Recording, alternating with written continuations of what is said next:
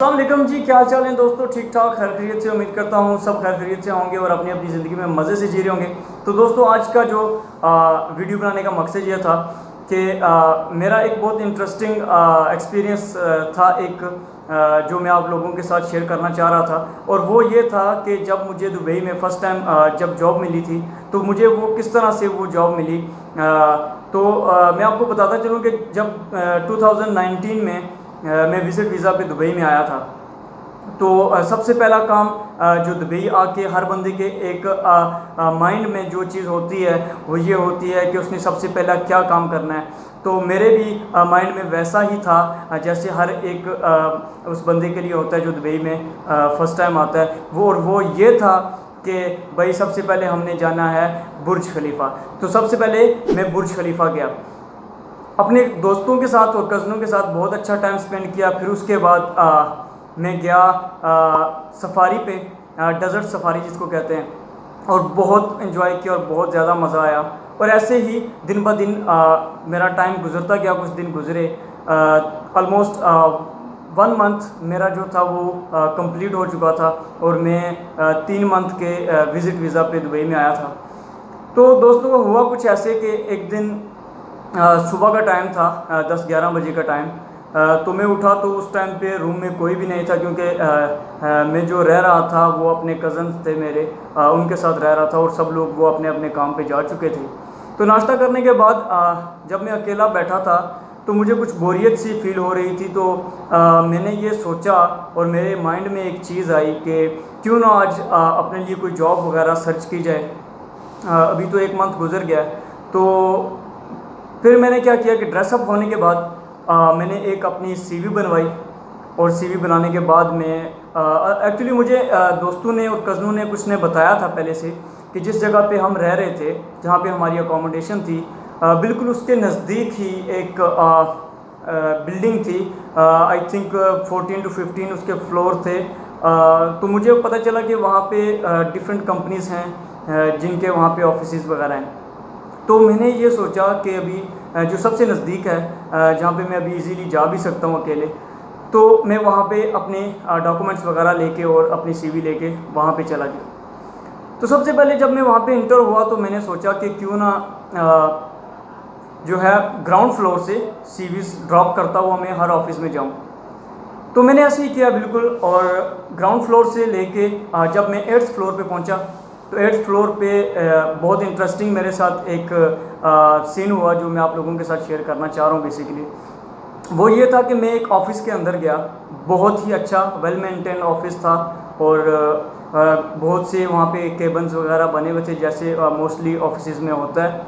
तो जब मैंने डोर नॉक किया और डोर नॉक करने के बाद मैं ऑफिस के अंदर इंटर हुआ, तो मैंने बहुत लाउडली क्योंकि वो बहुत बड़ा सा ऑफिस था, तो मैंने बहुत लाउडली वहाँ पे सबको गुड आफ्टरनून कहा। तो जब मैंने उनको गुड आफ्टरनून कहा, तो मुझे वहाँ से किसी एक बंदे ने भी कोई रिस्पांस नहीं दिया और सब ने मुझे इग्नोर किया।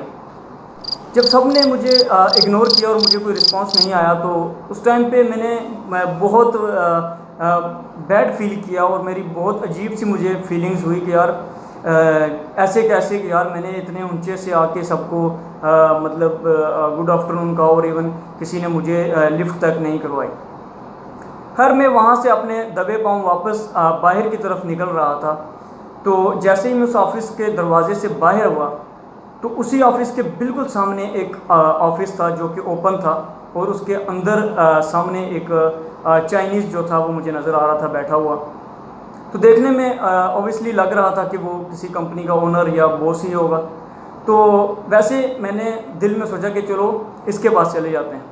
तो जब मैंने उसका डोर नॉक किया और उसने जस्ट मेरी तरफ यूँ देखा, और जब मैंने उसे अंदर आने के लिए मैंने कहा, तो उसने जस्ट सर हिलाया और मुझे अंदर आने के लिए कहा। जब मैं उसके पास अंदर गया, तो जाके मैं उसके पास खड़ा हुआ, मैंने हेलो हाई की, तो उसने जस्ट स्टिल मेरी तरफ देखा और मुझे कुछ भी ना कहा।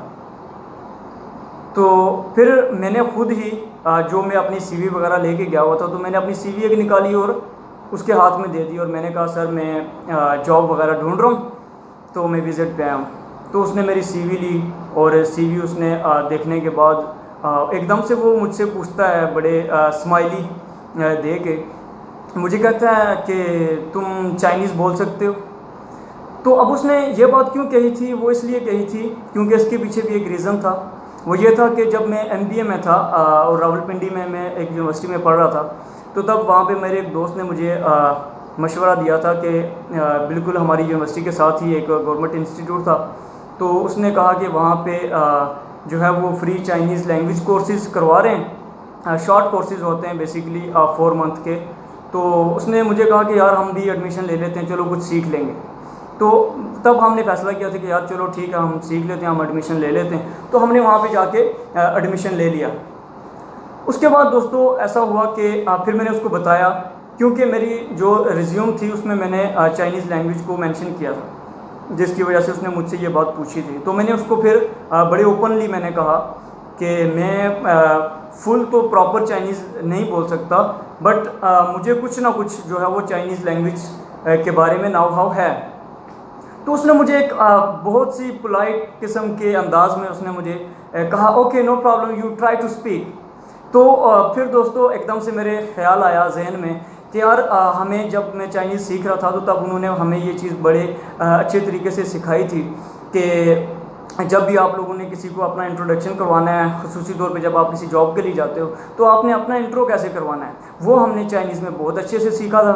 और मैंने फिर उसको प्रॉपर चाइनीज़ में अपना इंट्रोडक्शन करवाया, और मुझे इवन उस इंट्रोडक्शन में चाइनीज़ जस्ट इंट्रो ही आता था, उसके अलावा मैं चाइनीज़ के बारे में कुछ ख़ास नहीं जानता था। तो दोस्तों जब मैंने उसको अपना इंट्रो दिया, वो बहुत खुश हुआ। इवन आप लोगों को मैं ये भी बताता चलूँ कि चाइनीज़ लोग जो हैं वो जो भी बंदा चाइनीज़ बोल लेता है उसको बहुत ज़्यादा प्रेफर करते हैं। अब उसे ये तो मालूम नहीं था कि मैं मज़ीद भी कुछ बोल सकता हूँ या नहीं, बट वो मेरे इंट्रो देने पे ही बहुत खुश हुआ। और उसने अपने मैनेजर को बुलाया, और मैनेजर को बुलाने के बाद उसने उसे मेरे बारे में बताया और सारी बातचीत हुई। फिर उसने जितनी भी जो जॉब से रिलेटेड चीज़ें थी वो मुझसे पूछी, और तब मुझे अकाउंट्स की जॉब मिली थी उस कंपनी में। और बेसिकली मैं आपको बताता चलूँ, वो एक टूरिज़म कंपनी थी चाइनीज़ की, जो कि चाइना से हमारे टूरिस्ट दुबई में जो आते थे हम उनको डील करते थे। तो एक्चुअली फिर ऐसा हुआ कि जब सारी उससे बात हुई और उसने मुझे कहा कि तुम कब से ज्वाइन कर सकते हो, मैंने कहा मैं आप जब कहेंगे मैं ज्वाइनिंग के लिए रेडी हूँ। तो उसने मुझे कहा कि ओके कल से तुम सुबह 9 बजे से हमें ज्वाइन करो। तो यही बात कहते हुए उसने अपने मैनेजर को कहा कि इसे ले जाओ और इसे ऑफिस दिखा दो। तो जब उसका मैनेजर जो था वो चाइनीज़, वो मुझे लेके ऑफिस में गया, तो सबसे मज़े की बात, जो इंटरेस्टिंग बात थी, वो ये थी कि जिस ऑफ़िस से मैं बड़ा मायूस होकर मैं वापस बाहर निकला था, तो वो मुझे मैनेजर उसी ऑफ़िस के अंदर लेके गया, और एक केबिन खाली था जो कि मेरा इंतज़ार कर रहा था। तो उसने मुझे बताया कि आप यहाँ पे बैठोगे, ये आपका केबिन है, और जब आपने सुबह आना है तो आपने आके यहाँ पे बैठना।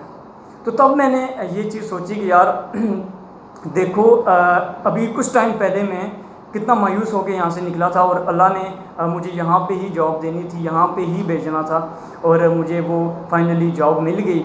और दूसरे दिन मैंने वो जॉब जो थी वो ज्वाइन कर ली। एक्चुअली होता ऐसे है कि दुबई में बहुत से लोग ऐसे हैं, ये मैं आपको स्टोरी सुनाने का मकसद सिर्फ ये है कि दुबई में बहुत ज़्यादा लोग जो हैं वो रेफरेंस को प्रेफर करते हैं, चाहे वो किसी भी किस्म की कंपनी हो, कोई भी जॉब हो। और ऐसे डायरेक्ट में जाके जॉब बहुत कम, रेयर केसेस में होता है कि आपको जॉब्स मिलती हैं। तो जब मैंने वो वापस अपने अब्बू को बताया कि इस तरह मुझे वहाँ पे ये जॉब मिल रही है, तो वो भी एक बार हैरान हुए कि यार तुम्हें कैसे ऐसी जॉब मिल गई, यहाँ पे तो रेफरेंस के बगैर जॉब नहीं मिलती। तो बहरहाल ये एक मेरा छोटा सा एक्सपीरियंस था जो मैं चाह रहा था आप लोगों के साथ शेयर करूं। और मज़ीद भी बहुत सारी ऐसी चीज़ें हैं जो जॉब से रिलेटेड हैं कि दुबई में आप लोग किस तरह से जो है वो कैसे कौन सी वेबसाइट्स हैं या कौन से तरीक़ाकार से आप जो है वो डिफरेंट कंपनीज़ में जॉब वगैरह सर्च कर सकते हो, और कौन सा तरीका बेस्ट होता है। इंशाल्लाह मैं आपको नेक्स्ट वीडियोज़ में मज़ीद डिटेल के साथ वो सब बताऊँगा। तो अभी तक अगर आपने मेरा यूट्यूब चैनल सब्सक्राइब नहीं किया तो जल्दी से सब्सक्राइब करें, लाइक करें, और बेल आइकन को दबाना मत भूलिएगा, क्योंकि मेरी नेक्स्ट आने वाली वीडियो आपके लिए बहुत इन्फॉर्मेटिव होगी। सो अपना बहुत सारा ख्याल रखिएगा और दुआओं में याद रखिएगा। मिलते हैं नेक्स्ट वीडियो में। अल्लाह नगेबान।